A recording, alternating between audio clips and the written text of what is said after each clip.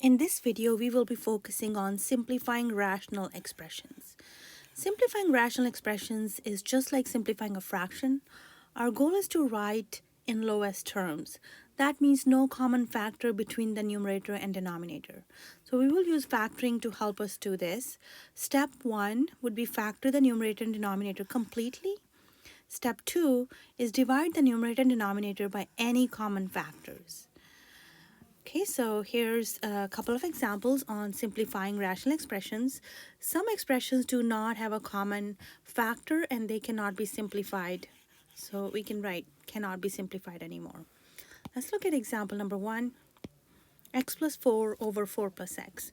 X plus 4 and 4 plus x is exactly same thing because addition is commutative. Addition is commutative, that means you can change the order when you're adding. So x plus 4 and 4 plus x can be also written as x plus 4. So if you're dividing something by itself, that is equal to 1. So this is going to simplify to 1. You don't need to put 1 over 1 because 1 divided by 1 is equal to 1.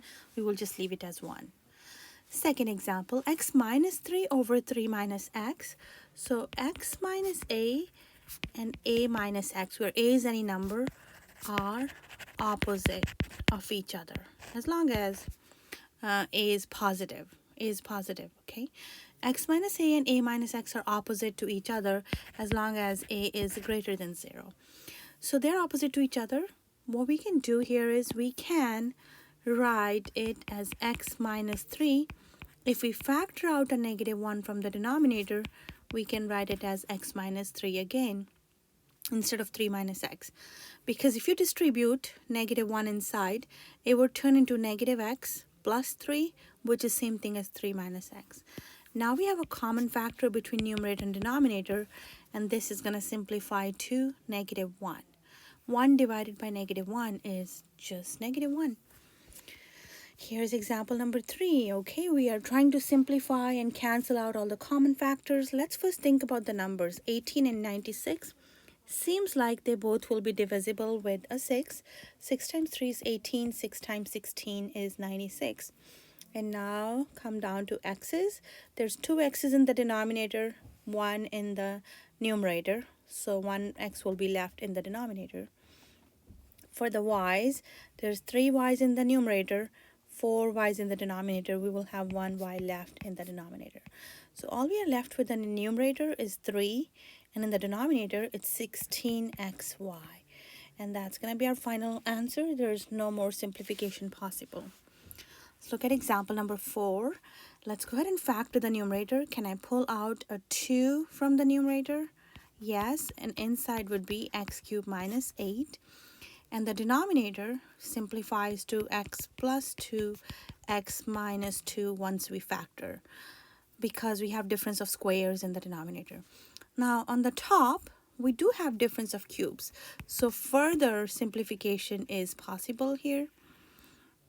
I'm going to be factoring the difference of cubes on the top, which is x cubed minus 2 cubed over x plus 2, x minus 2. Now 2x minus 2, x squared plus 2x plus 4. Same sign, opposite, always positive. Okay, and that's what difference of cubes factors into. If you don't recall, look at the section of factoring when we talked about special products, difference of cubes. Because a cubed minus b cubed is a minus b. We talked about the word soap, a square plus ab plus b squared. All right, in the denominator, we have x plus 2, x minus 2. All right, x minus 2 and x minus 2 can be cancelled between the numerator and denominator, and all we are left with 2 times x squared plus 2x plus 4 over x plus 2. And that's it. Now don't cancel the 2 in the numerator and 2 in the denominator. They cannot be cancelled because the bottom 2 is not in the factored form. It's a part of a binomial, so we cannot cancel it out. Okay, this is our final answer. This cannot be simplified anymore. This is our final answer. Okay, you can only cancel a common factor between numerator and denominator if it's in the factored form. That means it is sitting alone and there's no pluses and minuses attached to it. Pluses and minuses means it's a binomial and you cannot cancel a factor from a binomial unless you have the exact same binomial in the numerator. All right, next example. We have 3x squared minus 75 in the numerator. Let's go ahead and factor the numerator. I can pull out a 3x squared minus 25 divided by, let's factor the denominator as well. Two numbers multiply to give you plus positive 25, add up to give you negative 10. Let's go ahead and factor the numerator further because we have difference of squares in the numerator. Now, one of the factors is same between top and bottom. We can divide both numerator and denominator with x minus 5. All we are left with 3 times x plus 5 divided by x minus 5. Again, we cannot cancel the 5 and 5 between numerator and denominator because they're not sitting in the factored form. They're part of binomials and they're connected to something else, so we cannot get rid of them. Now, if you prefer, you can write it as 3x plus 15 over x minus 5, and that can be your final answer. Again, do not cancel between 5 and 15. You cannot divide 15 and 5 with the 5 because they're parts of binomials. Okay, be extra careful about that. A lot of students make this mistake of canceling these. That just clearly shows lack of understanding how fractions can be simplified. Okay, so no canceling there. This would be 3x plus 15 over x minus 5. All right, number 6. Let's see, can I factor the numerator? Is there a GCF? Looks like there's no GCF, but I think I can factor the numerator. Two numbers. 6 times negative 5 is negative 30, and 7 goes in the denominator. X method is what I'm using. A times C is negative 30, B is 7. Two numbers that multiply to give you negative 30, add up to give you positive 7 are 10 and negative 3.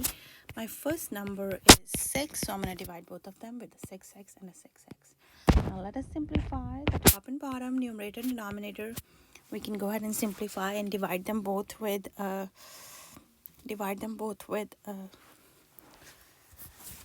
2 here. And the second fraction, we can divide both numerator and denominator with a 3. So my factors turn out to be 3x plus 5 and 2x minus 1. Just by using the bottoms up method for the numerator, that's what I ended up with. Now, bottoms up method for the denominator, let's go ahead and do that. 15 times negative 3, or negative 15 times 3 is negative 45, which is my AC. B is negative 4. So two numbers multiply to give me negative 45, add up to give me negative 4 they are 9 and 5. So 9 times 5 is going to give me 45. If I make the 9 negative, they will give me negative 45 when I multiply, and they will add up to negative 4. My first number is 3x, so let's go ahead and first number is 3, divide them both with the 3x and 3x. First fraction can be simplified, the second one cannot be, so bottoms up method gives me x minus 3 and 3x plus 5 as my second factor. Let's go ahead and cancel these out. All I'm left with 2x minus 1 over x minus 3.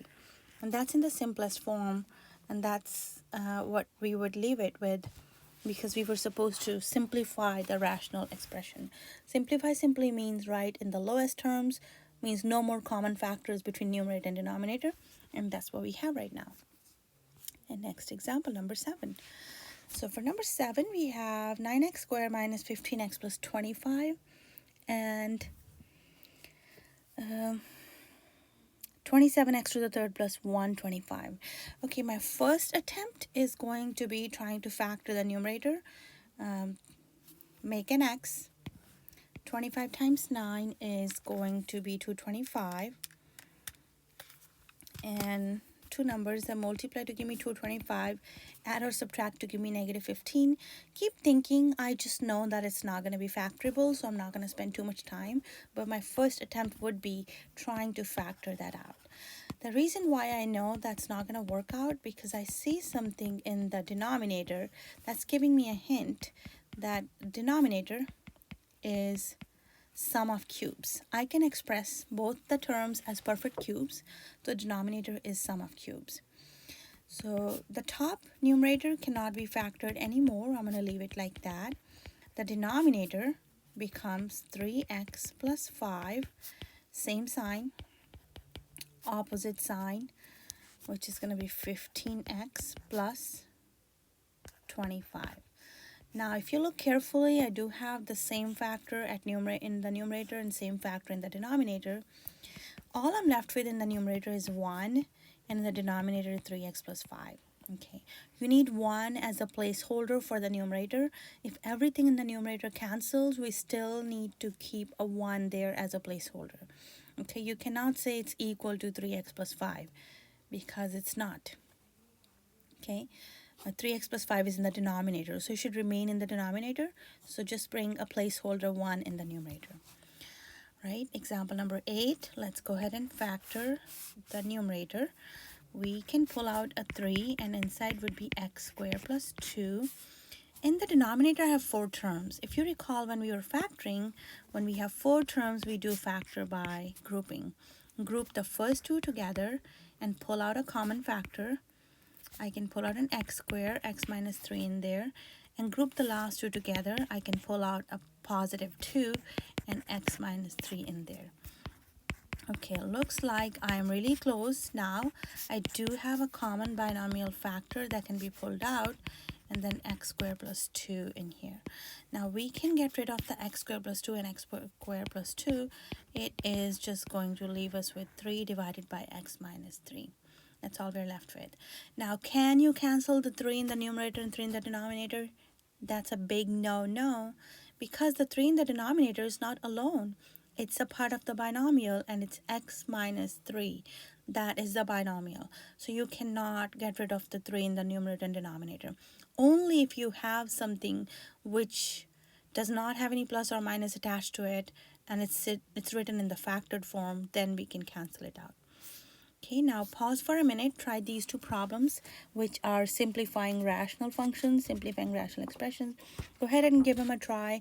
Come back and match and check with me.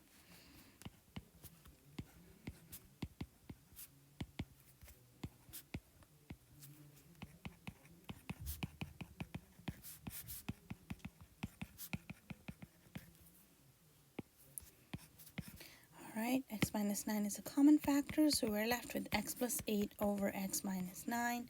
Again, 2 binomials do not cancel the x and x, okay?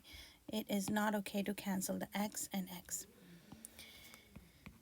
Alright, here we are. Our second example, number 2, is 3x squared minus 5x minus 2 over 4 terms. So in the numerator, I have a trinomial. There's no GCF, so I'm going to go ahead and do the method for the trinomial.